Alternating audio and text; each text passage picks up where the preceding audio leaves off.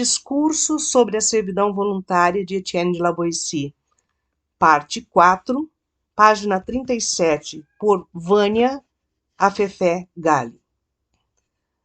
Nem o mais esclarecido de todos eles trocaria a malga da sopa pela liberdade da República de Platão.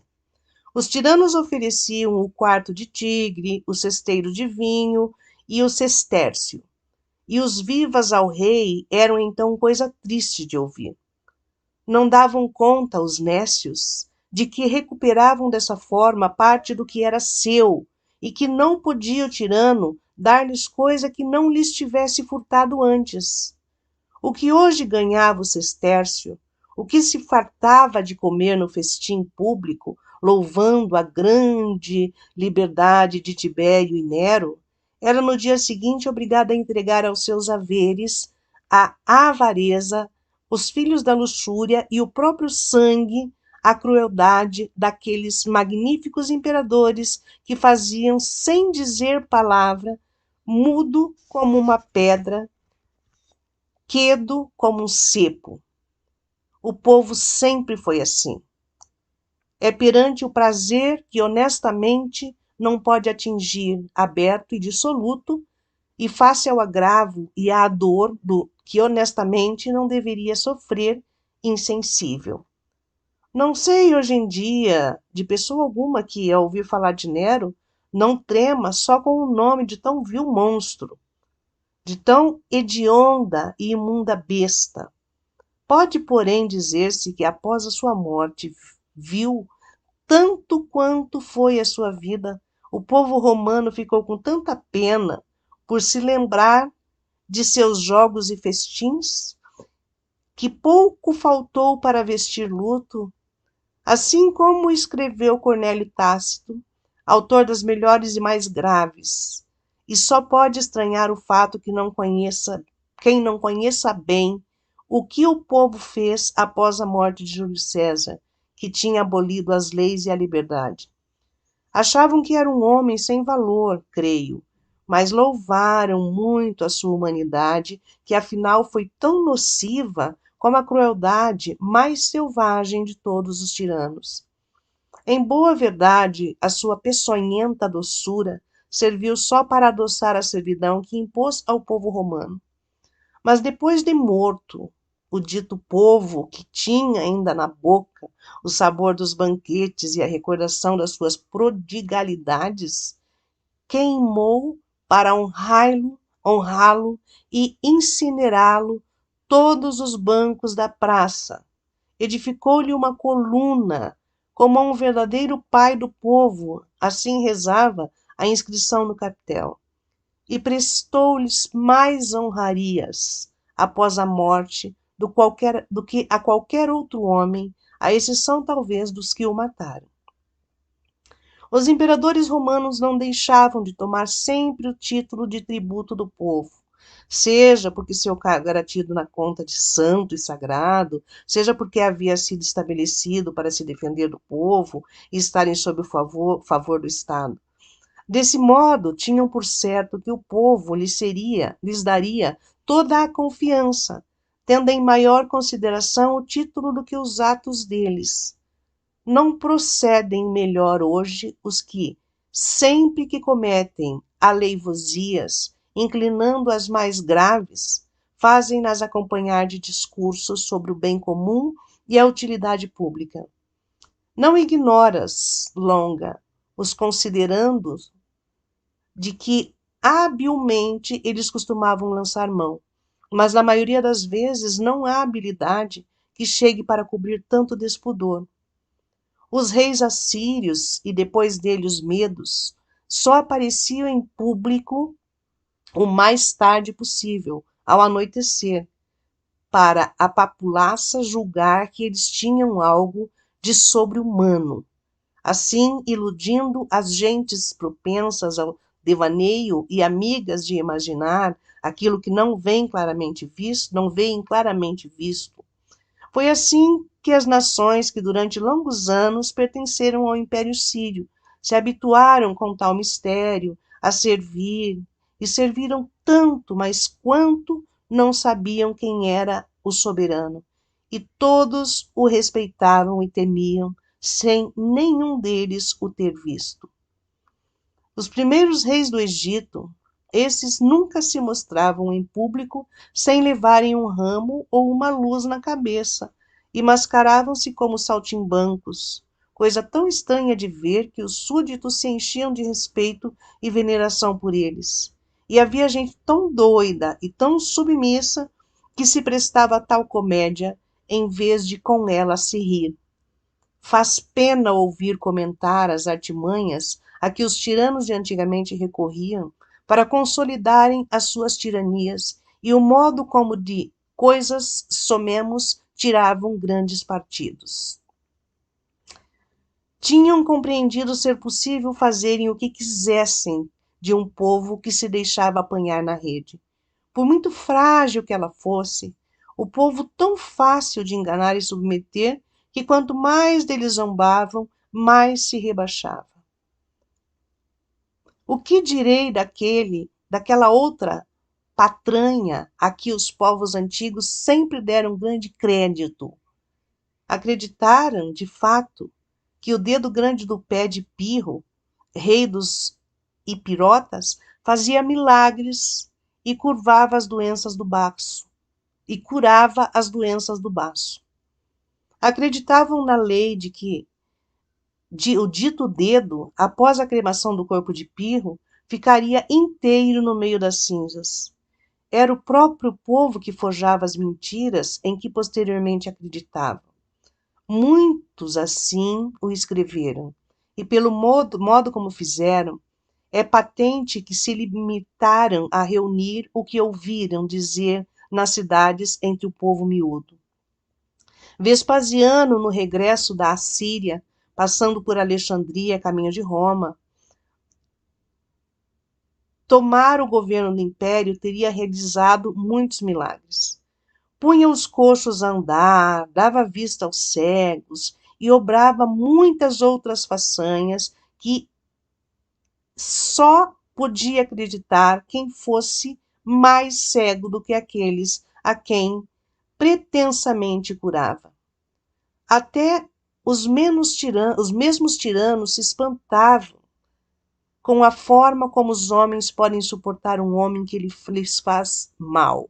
Utilizavam por isso o disfarce da religião e, se possível, tomavam o aspecto de certas divindades, disso se servindo para protegerem a má vida que levavam.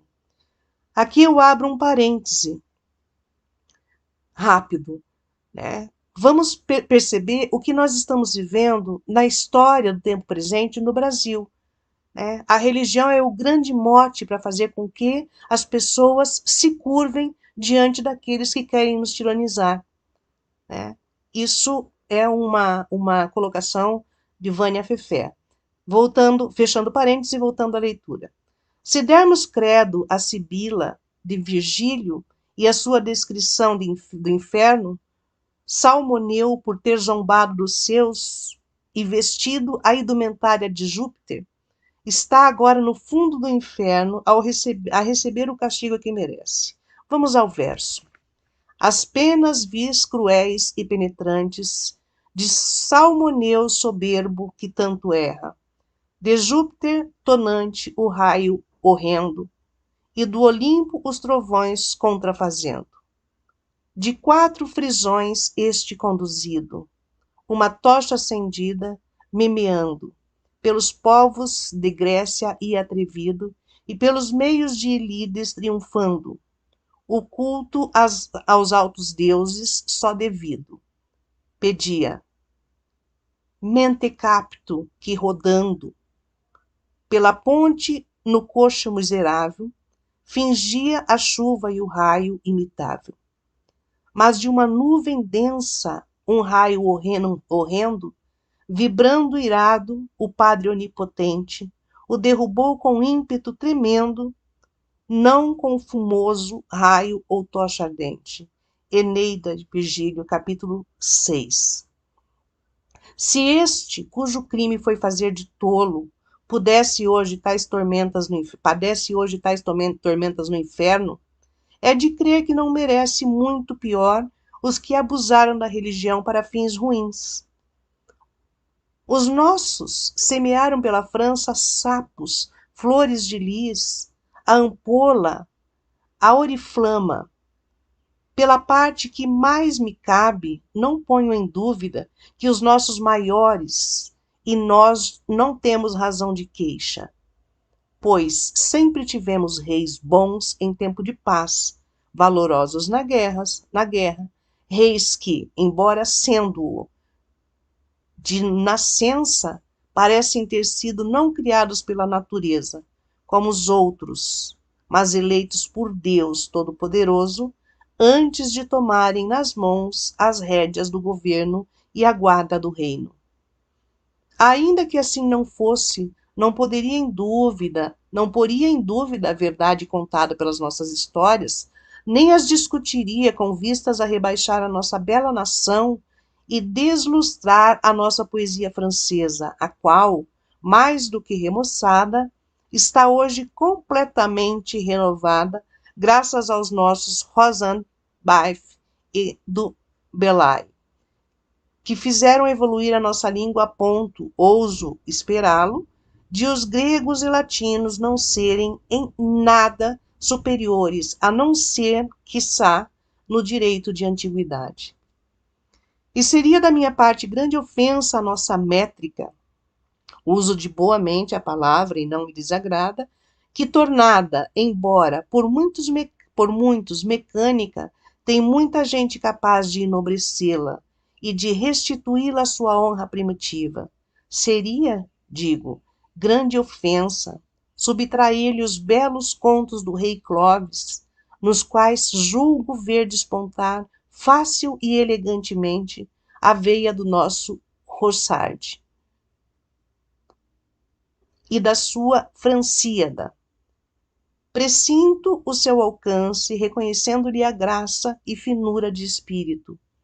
Tem arte para fazer da oriflama o que os romanos fizeram das oncilas, como diz Virgílio, e os escudos do céu jazerem em terra. Erguerá a nossa ampola tanto quanto os atenienses e o cesto de Eríctono, e as nossas armas serão faladas, tanto quanto foi a oliveira que ainda hoje se encontra na torre da Minerva. Seria de fato ultrajante renegar os nossos livros e desdizer os nossos poetas. Mas voltando ao assunto de quem, sem querer, me afastei. Quem mais do que os tiranos tem conseguido, por sua segurança, habituar o povo não só à obediência, à servidão, mas até à devoção? Tudo, pois o que até aqui disse sobre o hábito de as pessoas serem voluntariamente escravas, aplica-se apenas às relações entre os tiranos e à arraia miúda e embrutecida. Passarei agora a um ponto que, a meu ver, constitui o segredo e a mola da dominação, o apoio e o alicerce da tirania. Quem pensar que as alabardas dos guardas e das sentinelas protegem o tirano está, na minha opinião, muito enganado. Usam-nos, creio, mais por formalidade e como espantalho do que por lhes merecerem a confiança. Os arqueiros vedam a entrada no paço aos poucos hábeis, aos que não têm meios, não aos bem armados e aos façanhudos. Dos imperadores romanos que se pode dizer que foram menos os que escaparam de qualquer perigo por intervenção dos arqueiros do que os que pelos próprios guardas foram mortos. Não são as hordas de soldados a cavalo, não são as companhias de soldados peões, não são as armas que defendem o tirano. Parece à primeira vista incrível, mas é a verdade. São sempre 4 ou 5 o que estão no segredo do tirano. São esses 4 ou 5 que sujeitam o povo à servidão. Sempre foi a uma escassa meia dúzia que o tirano deu ouvidos. Foram sempre esses os que lograram aproximar-se dele ou ser por ele convocados para serem cúmplices das suas crueldades, companheiros dos seus prazeres, alcoviteiros suas lascívias e com ele beneficiários das rapinas. Tal é a influência dele sobre o caudilho, que o povo tem de sofrer não só a maldade dele, como também a deles. Essa meia dúzia tem ao seu serviço mais 600, que procede com eles como eles procedem com o tirano. Abaixo desses 600, há 6.000, devidamente ensinados a quem confiam, ora o governo das províncias, ora a administração do dinheiro, para que eles ocultem as suas avarezas e crueldades, para serem seus executores no momento combinado e praticarem tais malefícios que só a sombra deles pode sobreviver e não cair sob a alçada da lei e da justiça. E abaixo de todos estes vêm os outros. Quem queira perder tempo e desenredar esta complexa meada, descobrirá abaixo dos tais 6.000 mais 100.000 ou 100 milhões agarrados à corda do tirano. Tal como em Homero, Júpiter se gloria de que, puxando a corda, todos os deuses virão atrás. Tal cadeia está na origem do crescimento do Senado no tempo de Júlio, do estabelecimento de novos cargos e das eleições de ofícios, que não são de modo algum uma reforma na justiça, mas novo apoio à tirania. E pelos favores ganhos e lucros que os tiranos concedem, chega-se a isto. São quase tantas pessoas a quem a tirania parece proveitosa como as que prezam a liberdade. Dizem os médicos que, havendo no nosso corpo uma parte afetada, é nela que naturalmente se reúnem os humores malignos. Da mesma forma, quando um rei se declara tirano, tudo que é mal, a escória do reino, não me refiro aos larápios e outros desorelhados que no conjunto da república não fazem bem ou mal algum. Os que são ambiciosos e avarentos, todos se juntam à volta dele para apoiarem-no, para participarem do saque e serem outros tantos tiranetes logo abaixo do tirano. É o caso dos grandes ladrões e corsários famosos. Há uns que exploram o país e assaltam os viajantes, estão uns de emboscada e outros à espreita, uns chacinam, outros saqueiam e, havendo muito embora alguns mais proeminentes, uns que são criados e outros chefes de bando, todos afinal se sentem donos, se não do espólio principal, pelo menos de parte dele. Conta-se que os piratas sicilianos não só se juntaram em tão grande número que foi mister enviar contra eles Pompeu Magno, como também conseguiram estabelecer alianças com algumas belas cidades e grandes praças fortes, em cujos portos ancoravam com toda a segurança no regresso do corso, dando-lhes em recompensa uma parte dos bens que rapinavam. O tirano submete a uns por intermédio dos outros. É assim protegido por aqueles que, se algo valesse, antes devia recear, e dá razão ao adágio que diz ser a lenha rachada com cunhas feitas da mesma lenha. Vejam seus arqueiros, os guardas e porta-estandartes, que do tirano recebem não pouco agravos. Mas os desgraçados, banidos por Deus e pelos homens, suportam de boa mente o mal e descarregam depois esse mal não naquele que os maltrata, mas nos que são como ele maltratados e não têm defesa.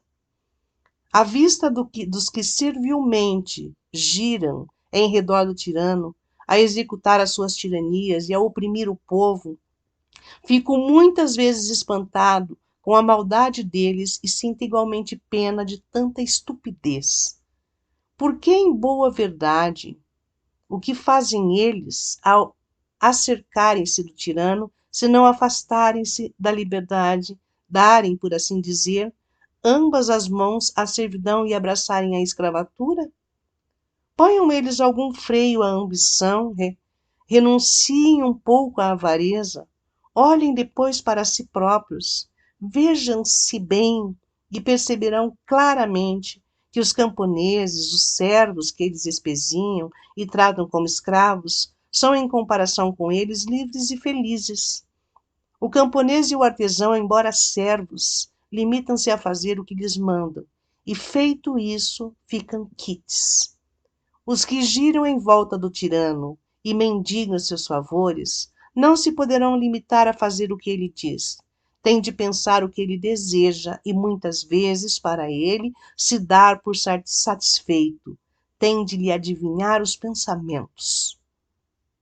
Não basta que lhe abençoam, tem de lhe fazer todas as vontades, tem de se matar de trabalhar nos negócios dele, de ter os gostos que ele tem, de renunciar à sua própria pessoa e de se despojar do que a natureza lhes deu. Tem de se acautelar com o que dizem, com as mínimas palavras, os mínimos gestos, com o modo como olham. Não tem olhos, nem pés, nem mãos. Tem de consagrar tudo ao trabalho de espiar a vontade e descobrir o pensamento do tirano. Será isto viver feliz? Será isto vida? Haverá no mundo coisa mais insuportável do que isto? Não me refiro sequer a homens bem-nascidos, mas sim a quem tenha o sentido do bem comum, ou, para mais não dizer, cara de homem. Haverá condição mais miserável do que viver assim, sem ter nada de seu, sujeitando a outrem a liberdade, o corpo e a vida? Fazem tudo o que fazem para ganharem fortuna, como se pudessem ganhar alguma coisa de seu, quando a sua própria pessoa não podem dizer que seja sua. Como se fosse possível, na presença do tirano, alguém possuir o que quer que seja. Eles fazem tudo para acumularem riquezas e não se lembram de que são eles que lhe dão a força para roubar tudo a todos, não deixando a ninguém nada de seu. Veem que é o ter que mais sujeita os homens à crueldade. Não há para o tirano crime mais digno de morte do que a posse de quaisquer bem, que ele só quer possuir riquezas, que rouba aos ricos que se lhe apresentam diante dele como num matadouro, para que ele os veja bem recheados e ornados e deles tem inveja. Estes favoritos deveriam lembrar-se menos dos poucos que no convívio com o tirano ganharam fortunas do que nos muitos que, tendo acumulado assim alguns haveres, acabaram por perder os bens e a vida. Bom será pensar que, se alguns poucos ganharam riquezas, pouquíssimos foram os que a conservaram. Percorrem-se as histórias antigas, pensam-se nas frases, percorrem-se as histórias antigas, pense-se nas frestas, data e se verá claramente quão grande é o número dos que, ganhando as boas graças dos príncipes, com falsidade e tendo recorrido à maldade ou abuso da simplicidade deles, acabaram por ser aniquilados pelos mesmos príncipes, os quais tão facilmente quanto os tinham elevado, viram que não podiam conservá-los. Entre o grande número de pessoas que algum dia viveram nas cortes dos maus reis, poucos ou nenhum escaparam de sentir em si a crueldade do tirano a quem tinham acirrado contra os outros. Tendo o mais das vezes enriquecido à custa da proteção deles, com os despojos dos outros, foram eles que depois enriqueceram os outros com seus próprios despojos. As próprias pessoas de bem, se acaso as há ao redor do tirano e goza de suas graças, enquanto nelas brilha a virtude e a integridade, que vista de perto, até aos maus inspiram respeito. Essas pessoas de bem não ficarão muito tempo sem perceber o mal que os outros sofrem e aprenderão às suas custas os malefícios da tirania. Sêneca, burro, Trásias, e esse trio de pessoas de bem que tiveram a pouca sorte de viver perto do tirano e a missão de tratar dos seus negócios, foram todos por ele estimados e benquistos. Um deles fora seu preceptor e tinha como penhor da amizade e educação que lhe dera. Ora, todos eles testemunharam pela morte cruel, que não cruel, com pouca confiança merecem os tiranos. Que amizade, afinal, pode espera-se daquele coração? Desculpa. Que amizade, afinal, pode esperar-se daquele cujo coração é tão duro que odeia o próprio reino em tudo que lhe obedece? Que por não conseguir fazer-se amar, se empobrece e destrói seu império? Poderá dizer-se que todos os que referi incorreram as grandes desgraças por terem sido virtuosos, mas olhemos também para o resto do séquito do tirano e veremos que todos quantos obtiveram seus favores e os mantiveram por maldade, acabaram por não durar muito. Onde se ouvia falar de amor mais dedicado, de afeto mais duradouro, onde é que já se viu o homem mais obstinado preso a uma mulher do que ele estava a Pompeia, a quem afinal a envenenou? Agripina, mãe de Nero, matara o marido Cláudio para pôr o filho no trono. Fez-lhe todas as vontades, não se poupou a trabalhos para lhe agradar. Ora, foi esse mesmo filho por ela gerado e feito imperador, foi ele que, depois de muitas vezes, debalde, o tentar, acabou por lhe tirar a vida. E ninguém depois diria que ela não mereceu esse castigo, mas a opinião geral é que devia tê-lo recebido das mãos de outrem e não daquele que lhe infligiu. Onde houve já homem mais fácil de manobrar, mais simples, digamos, até mais ingênuo do que o imperador Cláudio? Quem se apaixonou algum dia por uma mulher mais do que ele por Messalina?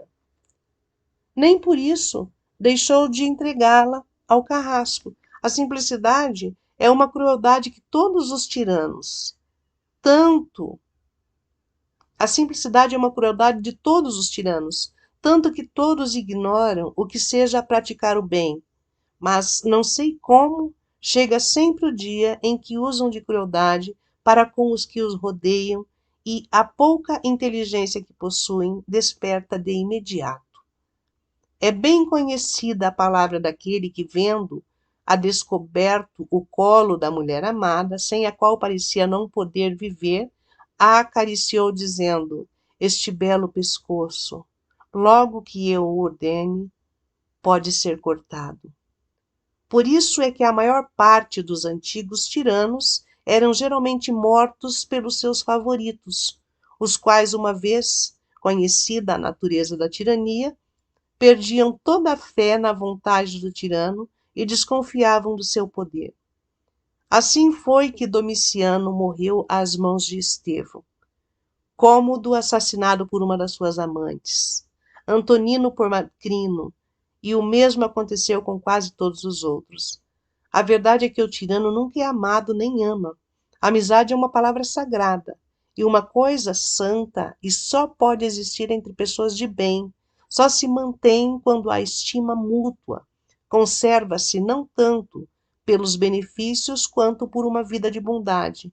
O que dá ao amigo a certeza de contar com o amigo é o conhecimento que tem da sua integridade, a forma como corresponde à sua amizade, o seu bom feitio, a fé e a constância.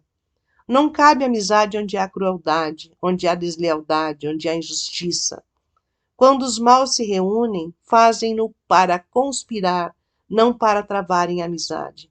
Apoiam-se uns aos outros, mas temem-se reciprocamente. Não são amigos, são cúmplices. Ainda que assim não fosse, havia de ser sempre difícil achar num tirano um amor firme. É que, estando ele acima de todos e não tendo companheiros, situa-se para lá de todas as raias da amizade, a qual tem seu alvo na equidade, não aceita superioridade, antes quer que todos sejam iguais. Por isso é que entre os ladrões reinam a maior confiança no dividir do que roubaram. Todos são pares e companheiros, e se não se amam, temem-se, pelo menos uns aos outros, e não querem, desunindo-se, tornar-se mais fracos. Quanto ao tirano, nem os próprios favoritos podem ter confiança nele, pois aprenderam por si que ele pode tudo, que não há direitos nem deveres e que esteja obrigado à sua única lei é a sua vontade. Não é companheiro de ninguém, antes é senhor de todos. Quão dignos de piedade, portanto, são aqueles que, perante exemplos tão evidentes, face a um perigo tão iminente, não aprendem com o que outros já sofreram. Como pode haver tanta gente que gosta de conviver com os tiranos e que nenhum só tem a inteligência e ousadia que bastem para lhes dizer que, no dizer do conto, a raposa respondeu ao leão que se fingia doente: de boa mente estaria o teu covil, mas só vejo pegadas de bichos que entram e nenhuma dos que dele tenham saído. Esses desgraçados só veem o brilho dos tesouros do tirano e ficam olhando espantados para o fulgor das suas suntuosidades, deslumbrados com tanto esplendor, aproximam-se e não veem que estão a atirar-se para o meio de uma fogueira que não tardará a consumi-los. O sátiro indiscreto, reza a fábula, ao ver aceso o lume descoberto por Prometeu, achou-o tão belo que foi beijá-lo e se queimou. A borboleta que, esperando encontrar algum prazer, se atira ao fogo, vendo-o luzir, acaba por ser vítima de uma outra qualidade que o fogo tem, a de tudo queimar, diz o poeta lucano. Vamos admitir que os favoritos consigam escapar às mãos daqueles a quem servem. Não escaparão do rei que vier depois. Se for bom, tudo fará para pedir contas e repor a justiça. Se for mau e semelhante ao que eles serviram, há de ter os seus favoritos que, evidentemente, além de pretenderem ocupar o lugar dos outros, hão de querer também os bens e as vidas deles. Assim sendo, como pode haver alguém que, no meio de tantos perigos, de tanta insegurança, queira ocupar tão desgraçada posição e servir tal risco com tão perigoso amo? Que tormento, que martírio esse, Deus meu! Viveu dia e noite a pensar em ser agradável a alguém que, ao mesmo tempo, temê-lo mais do que a qualquer homem. Que tormento estar sempre de olho à espreita, de ouvido à escuta, a espiar de onde virá o golpe, para descobrir embustes, examinando sempre as feições dos companheiros, a ver se descobre quem o trai, rindo-se para todos, receando-os a todos, não tendo inimigo declarado nem amigo certo. Que tormento fazer sempre rosto risonho, tendo o coração transido, não poder mostrar-se contente e não se atrever a ser triste. Aprazível é considerar o que eles ganham com tanto tormento, o que podem esperar dos trabalhos que passam e da mísera vida que levam. O povo gosta de acusar dos males que sofre, não o tirano, mas os que o aconselham. Os povos, as nações, toda a gente, incluindo os camponeses e os lavradores, todos sabem os nomes deles e os receptivos vícios. Sobre eles lançam 1000 ultrajes, 1000 vilanias, 1000 maldições. Todas as suas orações e votos são contra eles. Todas as desgraças, todas as pestes, todas as fomes lhes são atribuídas. E se às vezes, extraordinariamente, lhes tributam algum respeito, não deixam de amaldiçoá-lo no mais fundo do coração.